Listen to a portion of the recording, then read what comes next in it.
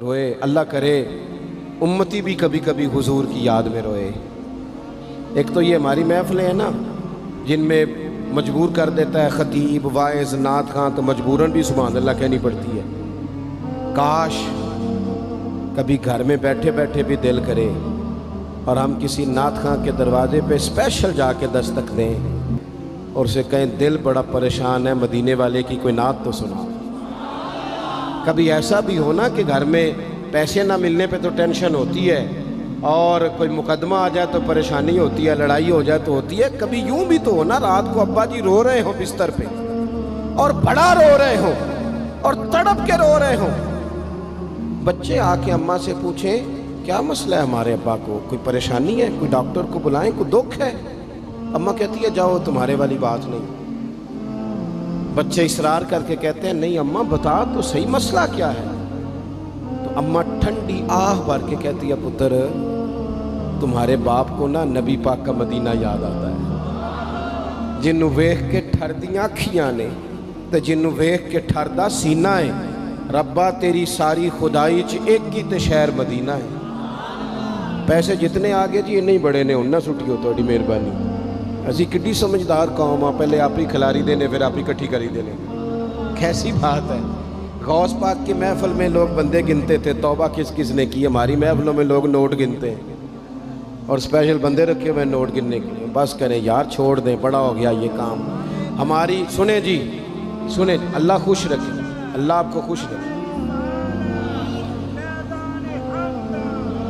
اور میرے بھائی اللہ جزات، سنیں ہمیں جو کچھ دین نے دے دیا وہ ہماری اوقات سے پہلے ہی بڑا زیادہ ہے، تو یہ نوٹ چھوڑ تو یہ تو بات ہی پیچھے رہ گئی ہے۔ سانو تخت ہزارے دی لوڑ کی ہے، نالے کی لگے شہر بمول دے نال، اسی اپنی بال کے سیکنے ہیں، سانو کی لگے کسی اور دے نال۔ یہ چھوڑ دیں یہ کام، یہ کوئی اتنا مناسب نہیں لگتا۔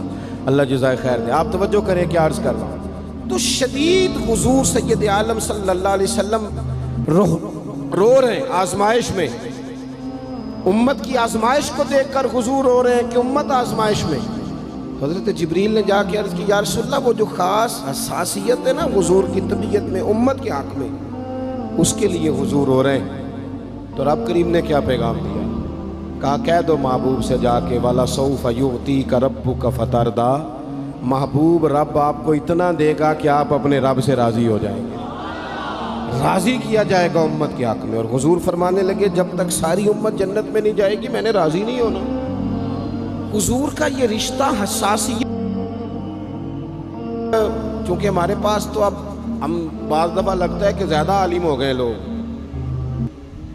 تو ہماری دیواروں پر نا، اسکولوں کی دیواروں پر انگریزوں کے قول بھی اب لکھے ہوئے ہیں، تو کئی دفعہ پوچھنے کو دل کرتا ہے انتظامیہ سے کہ حدیثیں ساری یاد ہو گئی ہیں بچوں کو، جو تمہیں اب قولوں کی ضرورت پڑ گئی وہ بھی غیروں کے اقوال تک تم آ گئے ہو۔ اس قوم کو تم نے حضور کے فرامین سارے سنا لیے۔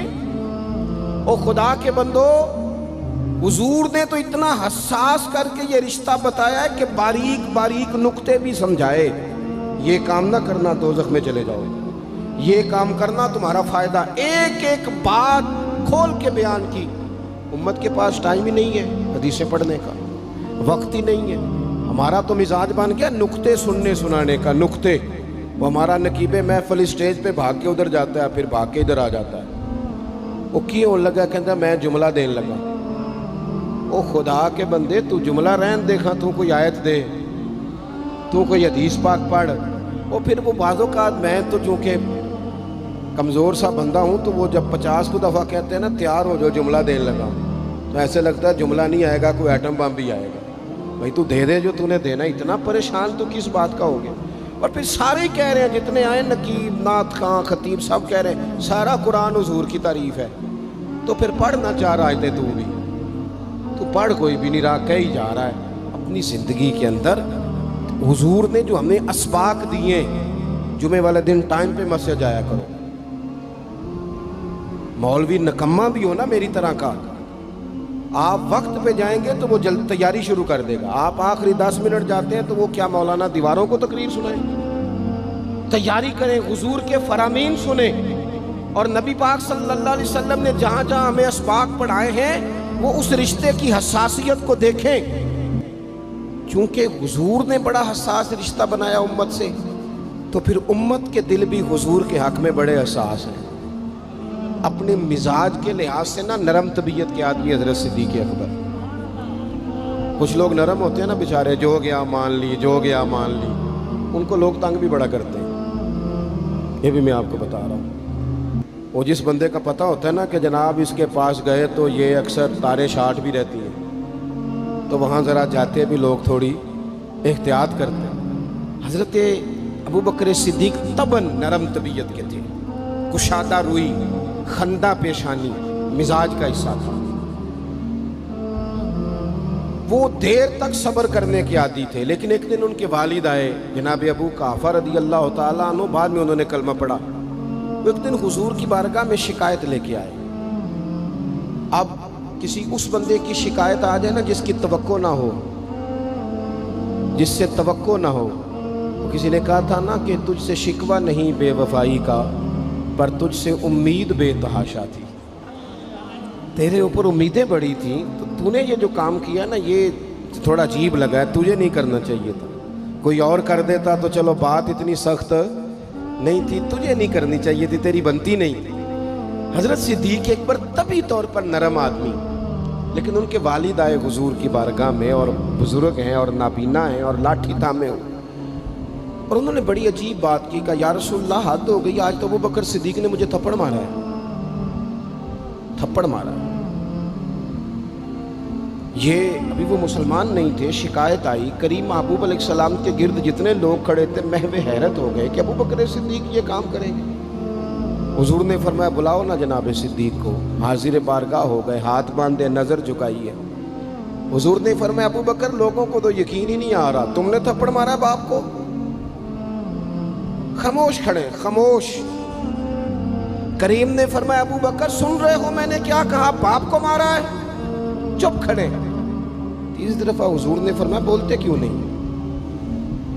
انہوں نے نا گردن اٹھائی، آنسو ٹپ ٹپ داڑھی پہ گر رہے، رو کے عرض کرنے لگے یا رسول اللہ باپ سے کہیں خنجر لے کے میرا گلا کاٹ دے، میں سی نہیں کروں گا، پر اس نے نا آج آپ کے بارے میں بات کی ہے، آپ کی شان اقدس کے بارے میں کچا جملہ بولا ہے، آپ کے بارے میں کمزور بات کی ہے۔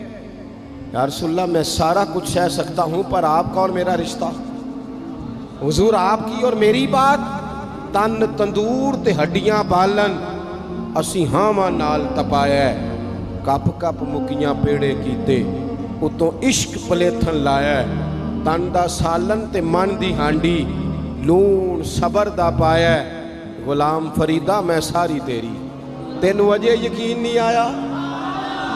فرمانے لگے، عرض کرنے لگے یا رسول اللہ صلی اللہ علیہ وسلم انہوں نے آپ کے بارے میں بات کی ہے، شکر کرے میرے ہاتھ میں تلوار نہیں تھی، ورنہ میں باپ کا سر کاٹ دیتا، اس لیے کہ ہر چیز برداشت ہے۔ محبوب کی شان کے بارے میں کوئی بات کرے یہ امت کو برداشت نہیں ہوتی، ہم یہ کیسے قبول کریں، کیسے اس بات کو قبول کریں؟ عزیز بھائی اس رشتے میں حساسیت، آپ دیکھیں صحابہ نا اس حساسیت، اور صرف ناموس رسالت کے مسئلے میں نہیں، ہر مسئلے میں وہ حضور کے حق میں حساس